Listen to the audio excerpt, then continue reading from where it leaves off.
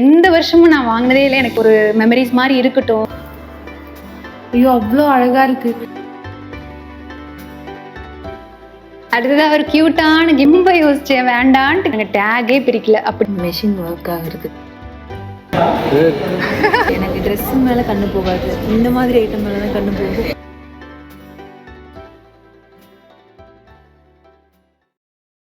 Hi friends, எல்லாருக்கும் வணக்கம். எல்லாரும் எப்படி இருக்கீங்க? ரொம்ப நாளைக்கு அப்புறமா இந்த மாதிரி உட்காந்து பேசி ஒரு இன்ட்ரோ விளாக்ல வந்து இப்படி ஸ்டார்ட் பண்றேன். ஸோ லாங் வீடியோ போடுறதுக்கு மட்டும் ஏன் இவ்வளோ பெரிய கேப் எழுகுது, ஒழுங்காவே வீடியோ போட மாட்டீங்க அப்படின்னு சொல்லிட்டு இங்கே கமெண்ட்லேயும் சரி இன்ஸ்டாகிராம்லேயும் சரி டெய்லியும் எனக்கு ஒரு 2-3 மெசேஜ் இல்லைனா கமெண்ட்னாலும் வந்துடும். எனக்கும் நிறைய வீடியோஸ் கொடுக்கணும் அப்படின்னு சொல்லிட்டு நிறைய வீடியோஸ் நான் எடுத்துகிட்டே தான் இருக்கேன். ஃபுட்டேஜஸ் நிறைய வச்சிருக்கேன்னு வச்சுக்கோங்களேன். ஸ்டாக் அதெல்லாம் நிறைய இருக்கும். எடிட் பண்ணுறதுக்கும் முன்னாடிலாம் பார்த்தீங்கன்னா ரொம்ப பிடிக்கும். ஃபர்ஸ்ட்லாம் எடிட்டிங்லாம் ஒவ்வொரு வீடியோக்கு ஒவ்வொரு மாதிரி எடிட்டிங் ஸ்டைல் கொடுக்கணும் அப்படின்னு சொல்லிட்டு நிறைய ஒர்க் அவுட் பண்ணுவேன், எடிட் பண்ணுவேன். அப்ப இருந்த அந்த ஒரு ஆர்வம் ஏன் இப்ப இல்லை அப்படின்னா, இப்பெல்லாம் எடிட்டிங்ல வந்து உட்காந்தாலே ஒரு ½ அன் ஹவர்ல என்ன ஆகுதுன்னா தலைவலி, பயங்கரமான தலைவலி வருது. எனக்கு மைக்ரைன் இருக்கு அப்படின்னு சொல்லிட்டு நான் ஆல்ரெடி ஒரு வீடியோல கூட சொல்லியிருந்திருப்பேன். ஒரு 2 இயர்ஸ் இருக்குன்னு நினைக்கிறேன். அந்த விளாக்ல பாத்தீங்கன்னா மைக்ரைனுக்கு அத்தனை பேர் எனக்கு டிப்ஸ் ஷேர் பண்ணியிருந்தீங்க. அதே மாதிரி ஸ்டில் இப்பயும் வந்து இன்ஸ்டாகிராம்ல ஏதாவது யாராச்சும் அந்த மைக்ரைன் ரிலேட்டடா வீடியோஸ் பார்த்தாங்கன்னா நம்ம ஃபாலோவர் யாராவது 1-2 பேர்னாலும் எனக்கு அனுப்பிச்சிருவாங்க அந்த வீடியோஸை. ஸோ நம்மளே அந்த ஞாபகம் வச்சு அந்த மைக்ரைனுக்குன்னு நம்ம சொல்லியிருந்தோம்ல, அதை ஞாபகம் வச்சு நமக்கு அனுப்புறாங்களே அப்படின்னு சொல்லிட்டு நான் ரொம்ப கிரேட்ஃபுல்லா ஃபீல் பண்ணுவேன். நானும் நிறைய ரெமெடிஸ் ட்ரை பண்ணி பார்க்கறது. ஒரு விஷயத்தை ரொம்ப நேரம் உத்து கூர்மையா கவனிச்சு பார்த்துட்டே இருந்தோம் அப்படின்னாலுமே தலைவலி வந்துருது. அதுலதான் ஒண்ணு இந்த எடிட்டிங். இந்த மைக்ரைன்லாம் வந்துச்சுன்னு வச்சுக்கோங்களேன், மினிமம் 2 டேஸ்னாலும் தலைவலி இருக்குது. மினிமம், அதாவது டேப்லெட் போட்டா கொஞ்சம் சரியாகிற மாதிரி இருக்கும். ஆனா நான் வந்து பெயின் கில்லர்ஸ் எதுவுமே எடுத்துக்க மாட்டேன். ஏன்னா எனக்கு அந்த பெயின் கில்லர் எடுக்கிறதுல எவ்வளவு சைட் எஃபெக்ட்ஸ் இருக்கும் அப்படிங்கிறது நல்லாவே தெரிஞ்சிச்சு. கொஞ்ச நாள், அதாவது கொஞ்சம் இயர்ஸ் முன்னாடி வரைக்கும் பெயின் கில்லர்ஸ் எடுத்துட்டு இருந்தேன். அது எவ்வளவு பெரிய தப்புங்கிறது புரிஞ்சுட்டு இப்போ ஒரு 2 இயர்ஸாவே நான் பெயின் கில்லர் எதுவுமே போட கிடையாது. பட் ரொம்ப எக்ஸ்ட்ரீம் லெவல்ல தலைவலி இருக்கும்போது அந்த பாராசிட்டமல் மட்டும் ஒன்று போட்டுக்குவேன். ஆனா அதுவுமே சம்டைம்ஸ் கேட்காது. சில பேர் சொல்லுவாங்க நைட் தூங்கி எந்திரிச்சா சரியாயிரும் அப்படிம்பாங்க. சில பேர் இருட்டு ரூம்ல கண்ணை மூடி அப்படி படுத்திருந்தா சரியாயிரும்பாங்க, அமைதியா இருந்தா சரியாயிரும்பாங்க. ஆனா அதெல்லாம் எதுவும் கிடையாது. மைக்ரைன் வந்துருச்சுன்னா நைட்டு தூங்கினா கூட தூக்கத்திலே கூட வலிக்கும், பயங்கரமா ஃபுல்லா அப்படியே வலிக்கும். காலையில் எந்திரிக்கும் போது ஹெவியா இருக்கும் தலைவலி, கண்ணெல்லாம் வெளியில வந்துடுற மாதிரி வலிக்கும். அந்த அளவுக்கு ஒரு மாதிரி இருந்துச்சு. என்னோட லாஸ்ட் விளாக்லேயே பாருங்க, நான் வந்து வாய்ஸ் ஓவரே கொடுத்துருக்க மாட்டேன். ஒரு 2-3 இடத்துல மட்டும் தான் வாய்ஸ் ஓவர் கொடுத்துருப்பேன். முக்கால்வாசி வீடியோ ஃபுல்லா டைரக்டா கேமரால அப்படியே பேசி இந்த மாதிரி தான் பேசியே தான் விளாக் போயிருக்கோம். ரீசன் இதுதான். ஏன்னா எனக்கு வாய்ஸ் ஓவர்னாலே ரொம்ப பயமாயிருது. பேசி எடுத்துட்டா கூட ஓரளவுக்கு கொஞ்சம் எடிட்டிங் ப்ராசஸ் கொஞ்சம் கம்மியாகவும் இருக்கு, டைமும் சேவ் ஆகுது. இன்னொன்று அந்த தலைவலி பிரச்சனை கொஞ்சம் கம்மியாகுது. ஆனா அதுவுமே அப்படியே போட்டாலும் பாக்குறவங்களுக்கு இன்ட்ரெஸ்டிங்கா இருக்காது. சும்மா அப்படியே நின்று ஒரே இடத்துல நின்று பேசி வீடியோ போடுறதுலையும் பெரிய இன்ட்ரெஸ்டிங்கா இருக்காது. விளாக் நிறைய விஷயங்கள் அந்த விளாக்ல கொண்டு வரணும், அப்பதான் பாக்குறவங்களுக்கு இன்ட்ரெஸ்டிங்கா இருக்கும். எனக்குமே எடிட்டிங்க்கு அதான் இன்ட்ரெஸ்டா இருக்கு. ஜூலை மந்த், என்னோட ஜூலை 15 அன்னைக்கு என்னோட பர்த்டே. அந்த விளாக் கூட நான் இன்னும் போடல. அன்னைக்கு நான் விளாக் பெருசா எதுவும் எடுக்கல, ரொம்பலாம் எடுக்கலன்னு வச்சுக்கோங்களேன். அந்த நாள்ல இருந்து ஒரு 10 days வரைக்கும் நிறைய கிளிப்ஸ் எடுத்திருந்தேன், வீடியோ எடுத்து வச்சிருந்தேன். அதெல்லாம் எடிட் பண்ணலாம் அப்படின்னு சொல்லிட்டு கொஞ்சம் கொஞ்சமா எல்லாம் எடிட் பண்ணி வச்சிருந்தேன். எடிட் பண்ணி வச்சதுக்கப்புறம் வாய்ஸ் ஓவர் கொடுத்துக்கலாம். லாஸ்ட் விளாக் வந்து சம்மந்தமே இல்லாம ஒன்று போட்டிருப்பேன்.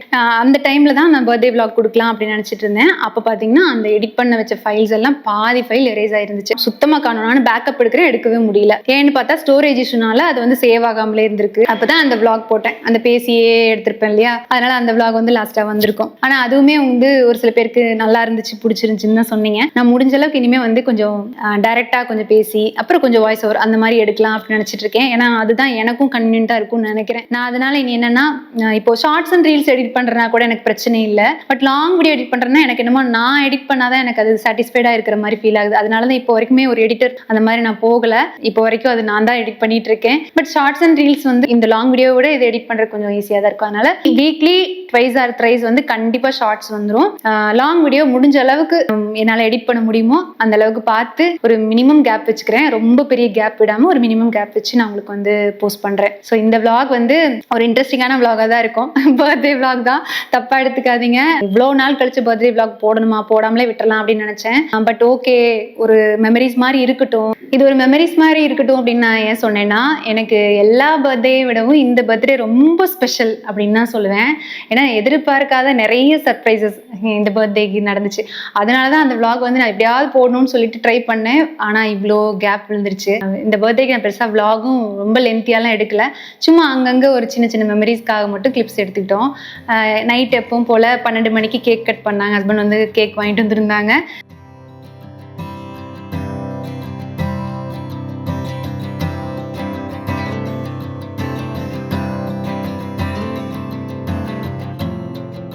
பசங்களோட சேர்ந்து கேக் கட் பண்ணிட்டு அப்புறம் மார்னிங் எந்திரிச்சு கோயிலுக்கு போயிட்டு வந்தோம். பசங்க ஸ்கூல் கிளம்பி போயிட்டாங்க. அதுக்கப்புறம் நாங்கள் வந்து கோயிலுக்கு போயிட்டு அப்படியே வெளியே எங்கேயாச்சும் போயிட்டு வரலான்ட்டு கோயம்புத்தூர் ஈச்சனாரி கோயில் உங்களுக்கு தெரியுமான்னு சொல்லுங்கள். கோயம்புத்தூர் இருக்கீங்கன்னா உங்களுக்கு கண்டிப்பாக தெரிஞ்சிருக்கும். ஈச்சனாரி விநாயகர் கோயில் அங்கே போயிட்டு சாமி கும்பிட்டு அப்புறம் அப்படியே வெளியே சுற்றிட்டு வந்தோம்.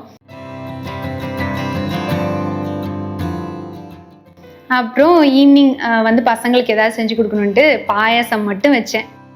நான் இன்றைக்கி ஈவினிங் பார்த்தீங்கன்னா பாயாசம் பண்ணேன் பசங்களுக்கு. எப்போவுமே வந்து ஏதாவது ஸ்வீட் பண்ணணும் அப்படின்னா பாயாசம் தான் கேட்பாங்க. சரி ஓகேன்ட்டு நானும் வச்சு கொடுத்தது ஈஸி தானே. நான் பாயாசம் பெருசாக விரும்பி குடிக்க மாட்டேன். எல்லாருமே குடிச்சிட்டாங்க, நான் மட்டும் பாக்கி வச்சுருக்கேன். என்னமோ எனக்கு குடிக்கணும்னு தோணலை. பாயாசம் பண்ணியாச்சு, அவ்வளோதான் என்னுடைய ஸ்பெஷல் இன்னைக்கு. நீ நைட்டு பார்த்திங்கன்னா வெளில கிளம்பலாம் அப்படின்னு சொல்லிட்டு. அப்புறம் ஈவினிங்க்கு மேலே கசினோட ஒய்ஃப் அவங்க 2 பேரும் வந்திருந்தாங்க. கேக் கட் பண்ணிவிட்டு வெளியில் போகலாம் அப்படின்னு நினச்சோம். பட் அவங்க ஒரு வேலையாக இருக்குது, கேக் கட் பண்ணுறதுக்கு மட்டும் வர்றோம் அப்படின்னாங்க. சரி ஓகேன்ட்டு அவங்க 2 பேரும் வந்திருந்தாங்க. கேக் வந்து நாங்கள் வாங்கலை. முதல் நாள் நைட் 12 மணிக்கே கேக் கட் பண்ணியாச்சுன்னு சொல்லிட்டு அடுத்த நாள் கேக் வாங்குற ஐடியாவே இல்லை. பட் இது ஒரு சர்ப்ரைஸாக தான் அந்த கேக் வந்துச்சு. ஃப்ரெண்ட் வந்து சத்யா, உங்களுக்கு தெரிஞ்சிருக்கும். ஆல்ரெடி நான் வந்து நிறைய விளாக்ஸில் அவளை காமிச்சிருப்பேன். திடீர்னு போய் கதவை ஓப்பன் பண்ணு அப்படின்னு சொன்னான். டோர் ஓப்பன் பண்ணி வெளியே போனால் ஒருத்தர் வந்து கேக்கோடு நின்றுட்டு இருந்தார். அப்புறம் பார்த்தா நீயா கேக் ஆர்டர் பண்ண அப்படின்னு கேட்டப்போ ஆமாம் அப்படின்னா. கேக்கு அப்புறம் வந்து பொக்கே இது 2ம் வந்து அவள் ஆர்டர் பண்ணி விட்டுருந்தா. ஸோ எனக்கு அதை பார்த்தோன்னே சரி ஓகே இதை வச்சு ஒரு கேக் கட் பண்ணிடலாம் அப்படின்னு சொல்லி என்னோட கசின் அப்புறம் கசினோட ஒய்ஃப் வித்யா அவங்க 2 பேரும் வந்து, அதாவது யோகேஷ் அண்ட் வித்யா அவங்க 2 பேரும் வந்ததுமே கேக் கட் பண்ணோம். நாங்கள் இதுவே எனக்கு ரொம்ப பெரிய விஷயமா தான் இருந்துச்சு. இவ்வளோ வயசுக்கு அப்புறம் இதெல்லாம் தேவையா அப்படிங்கிற மாதிரி இருந்துச்சு. எனக்கு இது வந்து 36வது பிறந்தநாளுங்க. 36 ஆயிடுச்சு எனக்கு.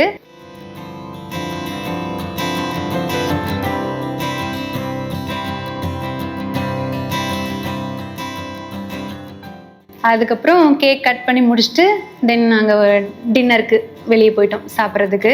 எப்பவும் போல் எங்களுக்கு பிடிச்ச ஒரு ரெஸ்டாரண்ட் இங்கே ஸ்லேவ்ஸ்ன்னு சொல்லிட்டு அங்கே போய் சாப்பிட்டோம்.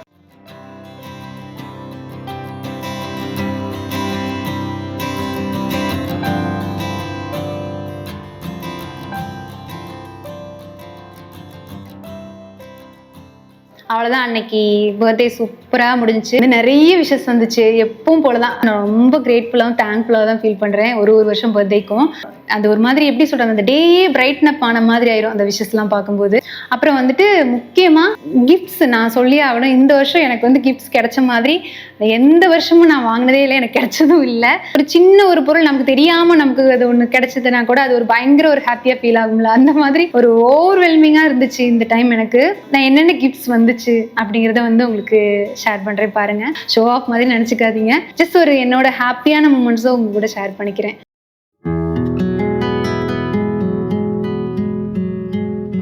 என்னன்னு ஓப்பன் பண்ணி பார்க்கலாம்.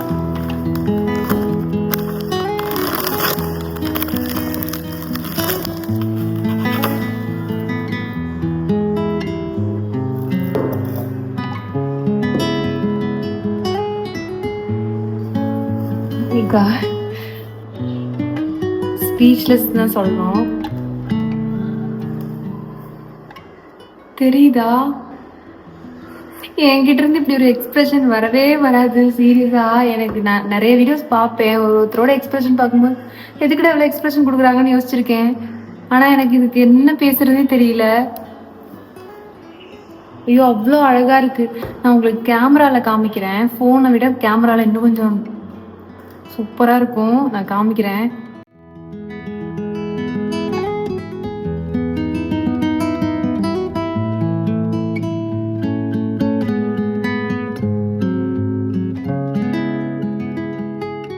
இவ்வளோ அழகாக பண்ணுவான்னு நான் எதிர்பார்க்கவே இல்லை. காவ்யா என்னுடைய க்ளோஸ் டு ஹார்ட் அவ. ஏன்னா சப்ஸ்கிரைபராக தான் எனக்கு இன்ட்ரோ ஆனா அவ. ஒரு சில பேர் கூட எப்படி கனெக்ட் ஆகும்னு தெரியாதுல்ல, அந்த மாதிரி தான் நாங்கள் கனெக்ட் ஆனோம். என்னை அக்கான்னு சொல்லிட்டு என்னை அவ்வளோ என்னை அவள் கூப்பிட்றதே கண்ணம்மான்னு சொல்லி கூப்பிடுவா. எனக்கு அதுலேயே அவளோட அந்த என்கிட்ட அவள் நடந்துக்கிற அந்த கேரிங், என்கிட்ட வச்சிருக்கக்கூடிய அன்பு, அதுலேயே நான் வந்து மயங்கிட்டே அப்படின்னு தான் சொல்லணும் ஆரம்பத்துலேருந்தே. இதுக்கு முன்னாடி எனக்கு ஒரு கிஃப்ட் ஒன்று அனுப்பிச்சிருந்தா சாரீ. அதை நான் ஸ்டிச் பண்ணி வாங்கி இந்த பர்த்டேக்கு போடலாம்னு நினச்சிட்டு இருந்தேன். பட் ஸ்டிச் பண்ணி வாங்க முடியல. நான் எக்ஸ்பெக்ட் பண்ணவே இல்லை அவகிட்ட இருந்து. அவ்வளோ அழகாக இருக்குது. நீ பாருங்க கிஃப்ட்டை. நானும் எடுத்தது, அப்புறம் அப்பா கூட எடுத்தது. பசங்க பசங்க 2 பேரும் ஹக் பண்ண மேனிக்கு ஒரு vlogல போட்டிருந்தேன். அது ஸ்கிரீன்ஷாட் எடுத்து அது ஒரு போட்டோ இருக்கு. சரி, இன்னும் தெரிஞ்சுதான் இன்னும் கொஞ்சம் போட்டோஸ் நிறைய அமைச்சிருக்கேன். இது தெரிஞ்சுதான் இன்னும் கொஞ்சம் போட்டோஸ் அவளுக்கு அமைச்சிருப்பேன். அவ போட்டோஸ் கேட்டா, பிடிச்ச போட்டோஸ் இருந்தா அனுப்புங்கன்னு சொல்லியிருந்தா. நான் இருடா எனக்கு டைம் கிடைக்கும் போது உனக்கு அனுப்புறேன் அப்படின்னு சொன்னேன். இப்ப எனக்கு அந்த டைம்ல மறந்துட்டேன்னு வச்சுக்கோங்களேன், நான் அனுப்பல. ஆனாலும் பரவாயில்லன்னு சொல்லிட்டு அவளாவே ஒரு போட்டோவும் எடுத்து நிறைய ஸ்கிரீன்ஷாட்லாம் ஆட் பண்ணிருக்கா. பசங்க கூட எடுத்தது, அப்புறம் நானும் அவங்களும் எடுத்தது, இந்த மாதிரி போட்டோஸ் எல்லாம் அவன 2 இருக்கு. முக்காவாசி ஆனா ஏன் போட்டோஸ் அதிகமா இருக்கு. என்னோட போட்டோல இதுல ஒரு போட்டோ பாருங்க, கியூட்டா அவளே என்ன பண்ணான்னு தெரியல. அதெல்லாம் உங்களுக்கு நான் கேமரால காமிக்கிறேன். அழகா இருக்கு.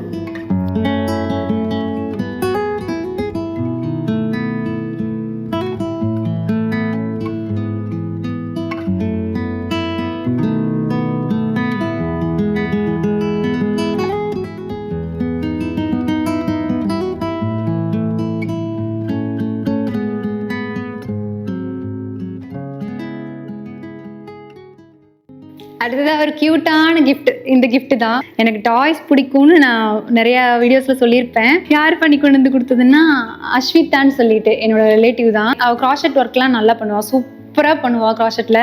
இது வந்து கிராஷெட்ல கையிலே பண்ணதுங்க, ஹேண்ட்மேட். இது கையிலே உட்காந்து 2-3 நாள் ஒர்க் பண்ணி எவ்வளவு நாள் டைம் எடுத்துக்கிட்டான்னு எனக்கு தெரியல. பட் அவ்வளோ டைம் எடுத்து இந்த மாதிரி ஒரு அழகான கியூட்டான டாய், அது கூட ஒரு குட்டி இந்த மாதிரி எவ்வளோ க்யூட்டாக இருக்கு பாருங்க. அதுவும் இல்லாமல் அவன் வந்து காலேஜ் படிச்சுட்டு இருக்கா. காலேஜ் படிச்சுட்டு இருக்க பொண்ணுக்கு வந்து டைம் கிடைக்கிறது ரொம்ப கஷ்டம். கிடைக்கிற ஒரு மினிமலான நேரத்தில் கூட ஒரு ஹாபி மாதிரி, ஒரு பேஷன் மாதிரி, இதெல்லாம் வந்து ஒரு பேஷன் மாதிரி தான் நினச்சி பண்ணிட்டு இருக்கா. இந்த மாதிரி டாய்ஸ் மட்டும் இல்லாமல் கீ செயின்ஸ், அதுக்கப்புறம் ஆல்ரெடி எனக்கு வந்து ஒரு 4-5 ரோஸ் கூட செஞ்சு கொடுத்துருப்பா, அப்படியே நம்ம ஃப்ளவர் வேஸ்ல வச்சுக்கிற மாதிரி. அதுவுமே க்யூட்டாக சூப்பராக இருந்துச்சு. அப்புறம் சன்ஃப்ளவர், அந்த மாதிரி என்னென்ன கிராஷெட் ஒர்க்லாம் இருக்குமோ அதெல்லாம் அழகாக நீட்டாக பர்ஃபெக்டாக பண்ணுறா. எனக்கு இது என்னன்னா, நம்ம குழந்தையா இவ்வளோ க்யூட்டாக செஞ்சு கொண்டு வந்து கொடுத்துட்டு போயிருக்காளே அப்படின்னு சொல்லிட்டு, ஒரு நம்மளே ஒரு டிசைன் சொல்லி பண்ற மாதிரி வேணும் நீங்க பண்ணணும் அப்படின்னு நினைச்சீங்கன்னா அவட்ட ஆர்டர் கொடுக்கலாம். ஃப்ரீ டைம்ல ஒர்க் மாதிரி தான் அவ பண்ணிட்டு இருக்கா. கஸ்டம் நெஸ்ட்னு சொல்லிட்டு இன்ஸ்டாகிராம்ல ஒரு பேஜ் கூட வச்சிருப்பா. நம்மளுக்கு பிடிச்சவங்களுக்கு இல்லைன்னா குட்டீஸ்க்கு கொஞ்சம் ப்ரிஷியஸான கிஃப்ட்ஸ் கொடுக்கணும் அப்படின்னா இந்த மாதிரிலாம் கூட ட்ரை பண்ணலாம். நல்லா இருக்குங்க. கண்டிப்பா ஹாப்பியா ஃபீல் பண்ணுவாங்க. ஏன்னா நான் ஹாப்பியா ஃபீல் பண்ணேன், அதனாலதான் சொல்றேன். சரி, ஓகே. நெக்ஸ்ட் வந்துட்டு என்னோட ஃப்ரெண்ட்ஸ் கிஃப்ட் பண்ணது தான். இந்த டைம் வந்து பேக்ஸ் கொஞ்சம் அதிகமாக கிஃப்ட் கிடைச்சிருக்குன்னு தான் சொல்லணும். இது வந்து சுகன்யான்னு சொல்லிட்டு என்னுடைய ஃப்ரெண்டு சென்னையில் இருக்காங்க, அவங்க எனக்கு வாங்கி கொடுத்தது தான். சுகன்யா பார்த்தீங்கன்னா லாஸ்ட்டாக நான் சென்னை போயிருந்தப்போ கூட vlogல காமிச்சிருப்பேன் அவங்கள. எனக்கு வந்து இந்த ஹேண்ட்பேக் வந்து வாங்கி கொடுத்தாங்க, ஒரு மீடியம் சைஸில். எல்லாமே நீ ஸ்லிங்காக தானே வச்சிருக்க, மீடியம் சைஸில் ஒன்று வச்சுக்கோ அப்படின்னு சொல்லிட்டு இது வாங்கி கொடுத்தாங்க.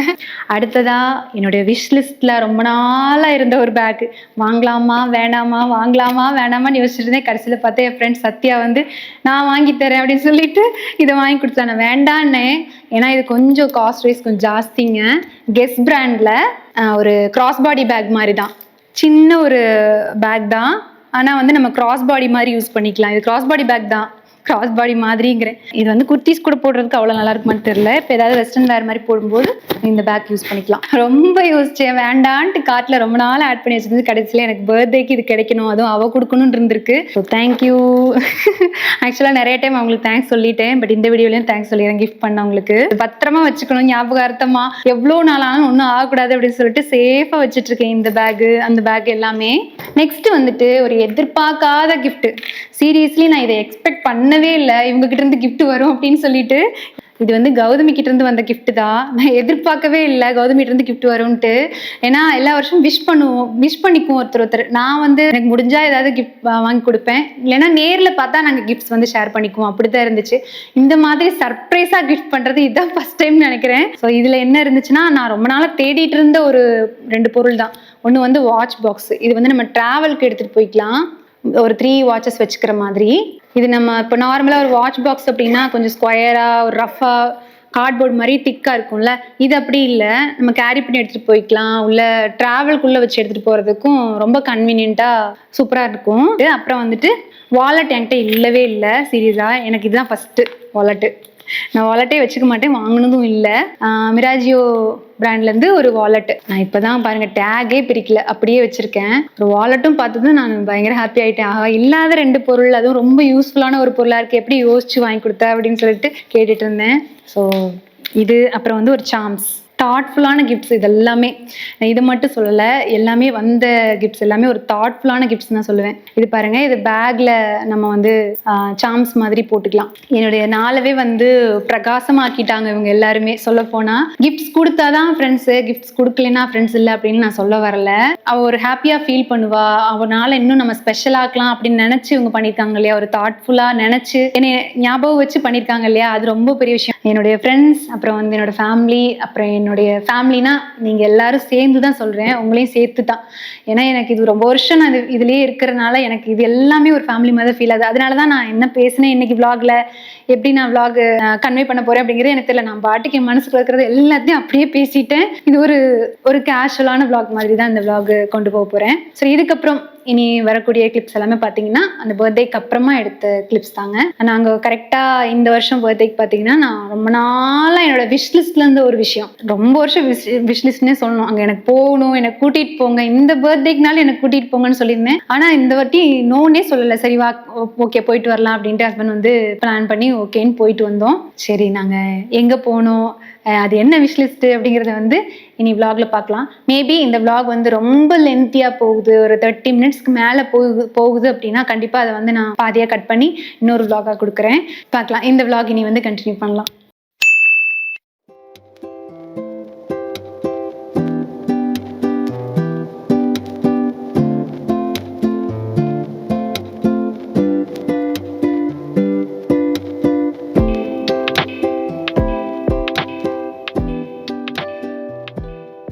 இப்போ டைம் என்ன தெரியுமா? மார்னிங் 3:30.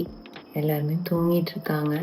மெஷின் ஒர்க் ஆகிறதுக்கு ஒரு பட்டன் சுவிட்ச் போட்டால் ஒர்க் ஆகும்ல, அந்த மாதிரி காலையில் இது குடித்தாதான் கிளம்ப முடியும். அதனால நான் ஃபஸ்ட்டு எடுத்தோடனே எந்திரிச்சோடனே டீ போட்டு குடிச்சிட்டு இனிமேல் தான் வந்து ட்ரெஸ் எடுத்து வைக்கணும். சும்மா ஒரு 2 ட்ரெஸ் தான், ஆளுக்கு 2 ட்ரெஸ் தான் எடுத்து வச்சுட்டு கிளம்பணும். 2 நாள் தானே, அதனால இப்போ டைம் 3:30. ஒரு 4:30க்குள்ளே கார் எடுத்துடலாம் அப்படிங்கிற பிளான் இருக்குது. பட் 4:30 முடியலன்னா ஒரு 5 ஆகிடும். ஏன்னா எல்லாரும் எந்திரிச்சு கிளம்பணும்ல. 4 பேர் தான், ஆனால் குட்டீஸ் இல்லை. யாருன்னு சொல்கிறேன். இப்போ அம்மா அப்பாவும் வந்திருக்காங்க, பசங்களுக்கு ஸ்கூல் இருக்குது, ஸோ அவங்களுக்கு லீவ் போட முடியாது. அதனால நாங்கள் 4 பேர் கிளம்புறோம்.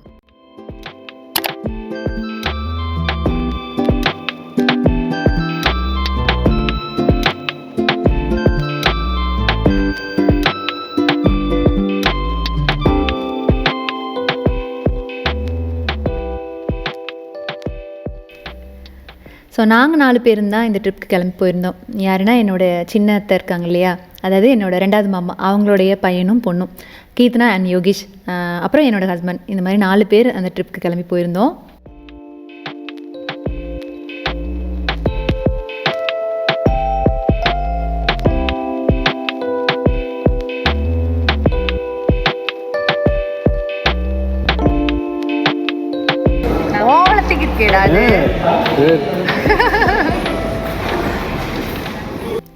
பெங்களூருக்கு நாங்கள் வந்து கார்லேயே தான் போனோம். அப்படிங்கிறனால இது ஒரு லாங் ரோட் ட்ரிப் மாதிரி தான் இருந்துச்சு. பட் என்னோடய கசின்ஸ் கூட போனது ரொம்ப ஃபன்னாக ஜாலியாக தான் இருந்துச்சு. ஏன்னா அவங்க 2 பேருமே ரொம்ப க்ளோஸான ஃப்ரெண்ட்ஸ் மாதிரி தான் எப்போவுமே.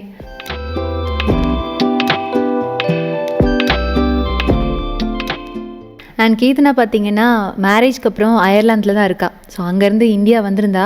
இங்கே வந்ததுக்கப்புறம் அக்கா எங்கேயாச்சும் போயிட்டு வரலாம் அப்படின்ட்டு கேட்டுட்டு இருந்தா. எனக்கும் ரொம்ப நாள் இந்த பெங்களூர் பிளான் இருந்துச்சு. அப்படிங்கிறனால அவகிட்ட கேட்டேன், பெங்களூர் போகலாமாடா அப்படின்னு கேட்டேன். கரெக்டாக அவள் வந்து ரிட்டன் அயர்லாந்து போகிறதுக்கு அந்த 1 வீக் ரிட்டன் போகிறதுக்கு ரெடி ஆகிட்டு இருந்தா. அந்த டைமில் அக்கா போயிட்டு வந்துடலாம், கேப்பில் எனக்கும் கொஞ்சம் ஷாப்பிங்லாம் அங்கேயே பார்த்துக்கலான்னு நினைக்கிறேன் அப்படின்னா. ஆஹா சூப்பர், இதுதான் சான்ஸு, இதை விட்டால் நமக்கு சான்ஸ் இல்லை அப்படின்னு சொல்லிட்டு பிளான் எக்ஸிக்யூட் பண்ணியாச்சு.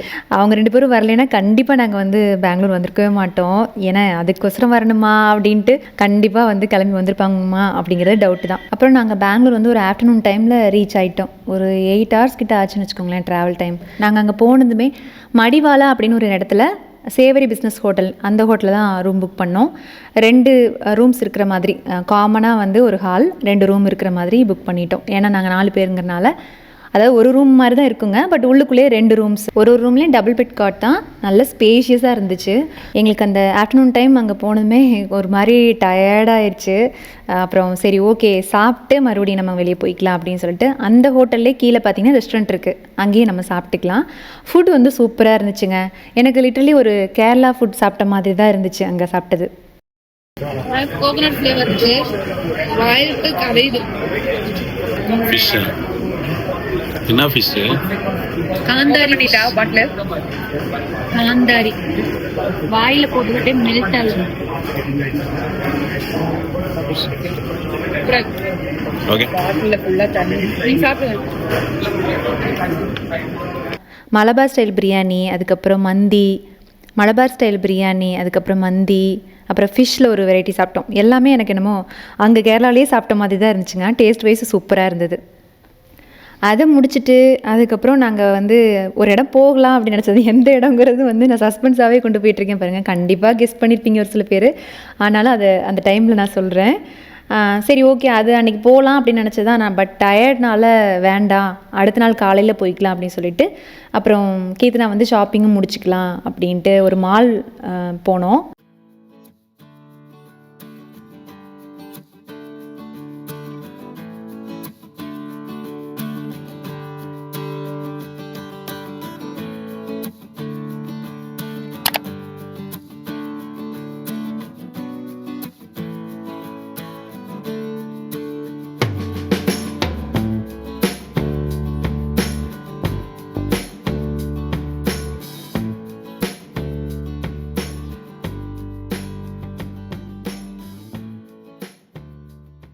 ட்ரெஸ்ஸு கிடைக்கலன்னா எனக்கு ட்ரெஸ்ஸு மேலே கண்ணு போகாது, இந்த மாதிரி ஐட்டம் மேலே தான் கண்ணு போகும்.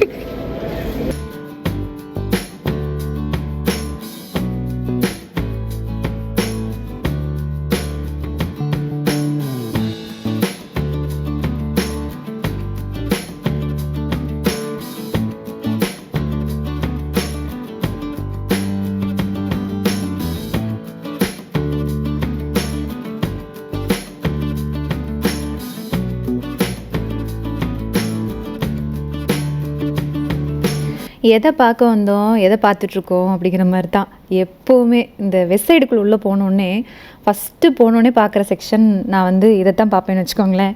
ட்ரெஸ் எல்லாம் அதுக்கப்புறம் தான். அந்த மாதிரி தான் அவளுக்கு வந்து கீர்த்தனாவுக்கு வந்து கொஞ்சம் ட்ரெஸ்ஸஸ்லாம் பார்க்கணும்னு சொல்லிட்டு அவள் ட்ரெஸ்ஸஸ்லாம் பார்த்து முடிச்சுட்டு அப்புறம் நான் இங்கே இருக்கிறது பார்த்தோன்னே வந்துட்டா, எனக்கா பண்ணிகிட்ருக்கீங்க அப்படின்ட்டு. நாங்கள் 2 பேரும் தான் தனியாக சுற்றிட்டு இருந்தோம்னு வச்சுக்கோங்களேன். கேர்ள்ஸ் தனியாக பாய்ஸ் தனியாக அப்படிங்கிற மாதிரி தனித்தனியாக சுற்றிட்டு இருந்தோம். நீங்கள் உங்களோட செக்ஷன் பாருங்கள் அப்படின்னு சொல்லிட்டு அவங்க 2 பேரும் தனியாக எங்கேயோ சுற்றிட்டு இருந்தாங்க. என்ன பண்ணிட்டு இருந்தாங்கன்னு கூட நாங்கள் கண்டுக்க கூட இல்லை. நாங்கள் அப்புறம் கொஞ்சம் ட்ரெஸ்லாம் பார்த்துட்டு அப்புறம் நிறைய ஷாப்ஸ் ஏறி இறங்கினோங்க. நிறைய ஷாப்ஸ் ஏறி இறங்கினோம். அவளுக்கு கொஞ்சம் ட்ரெஸ்ஸஸ்லாம் வாங்கணும்னு சொல்லிட்டு இருந்தா ரிட்டன் கிளம்புறதுக்காக. அப்படியே கொஞ்சம் பர்ச்சேஸ்லாம் முடிச்சிட்டோம். அங்கே வந்து கீழே பார்த்தீங்கன்னா இந்த பேக்கரி பார்த்தோம். இது ரொம்ப ஃபேமஸ் அப்படின்னு சொல்லிட்டு யோகேஷ் சொல்லியிருந்தான். ஆக்சுவலாக யோகேஷ் வந்து ரொம்ப வருஷமாக இங்கே பெங்களூரில் இருந்தான், படித்தான், அங்கேயே வந்து ஒர்க் பண்ணான். அதனால் வந்து அவனுக்கு கொஞ்சம் பெங்களூர் பற்றி நிறைய விஷயங்கள் தெரியும். லாஸ்ட்டாக என்னோடய பர்த்டே, அதாவது 2025 என்னோடய பர்த்டேக்கு ஒரு டைம் பெங்களூர் வந்திருந்தான். அங்கேருந்து ரிட்டன் வரும்போது என்னோடய பர்த்டேக்கு இந்த கேக் வாங்கிட்டு வந்திருந்தாங்க. டெஸ்லச்சஸ் தான், சூப்பராக இருந்துச்சு. இந்த டைம் நேரடியாகவே அங்கே போயிட்டோன்னு வச்சுக்கோங்களேன். நேரடியாக போய் சாப்பிடுவோன்னு நான் எதிர்பார்க்கல. அவ்வளோ நல்லா இருந்துச்சு இந்த டேஸ்ட்டு. ரொம்ப ஃபேமஸ். நீங்கள் பெங்களூர் போனீங்கன்னா இந்த கண்டிப்பாக இந்த மக்னோலியா பேக்கரியில் இதை ட்ரை பண்ணி பாருங்கள். அப்படியே வாயில கரையுது. கரையுதா?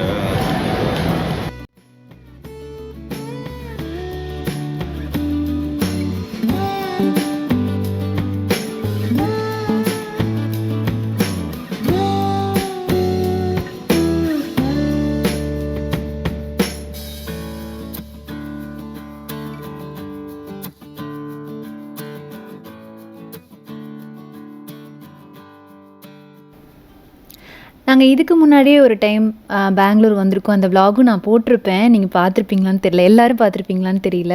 ஏன்னா அந்த விலாக் போட்டு ரொம்ப வருஷம், அந்த லாக்டவுன் டைமில் நினைக்கிறேங்க. என்னோடய கசின்ஸ் கூட தான் நானும் அப்போயும் வந்திருந்தேன். பட் இன்னொரு மாமா பையனும் வந்திருப்பான், பெரிய மாமா பையனும் கூட வந்திருப்பான். அந்த டைம்லேயும் நாங்கள் எம்பையர் ஹோட்டலுக்கு தான் போய் சாப்பிட்ருந்தோம். அதே மாதிரி இந்த டைமும் எம்பையர் ஹோட்டல் தான், பட் வேறு இடத்துல. எம்பையர் ஹோட்டல் வந்து பெங்களூரில் மோஸ்ட் ஆஃப் த பிளேசஸில் இருக்குங்க. நிறைய பிரான்ச்சஸ் பார்க்கலாம். ரொம்ப மஸ்ட் ட்ரை ஒரு ரெஸ்டாரண்ட்னு சொல்லலாம். சூப்பராக இருந்துச்சு, ஸ்பைஸியாக காரசாரமாக இருந்துச்சு. நாங்கள் சூஸ் பண்ண டிஷ்ஷஸ் அப்படின்னு நினைக்கிறேன்.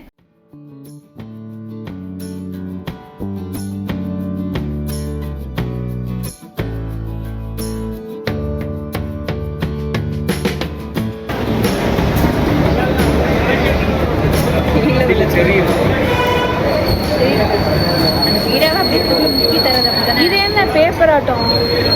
சாக்லேட் தாண்டா அது. வெத்தலை தெரியுது பாருங்க, இதுதான் வெத்தலை. சாக்லேட்டை டிப் பண்ணி இது அப்படியே போடணும், அப்படியே வாங்கி போடணும்.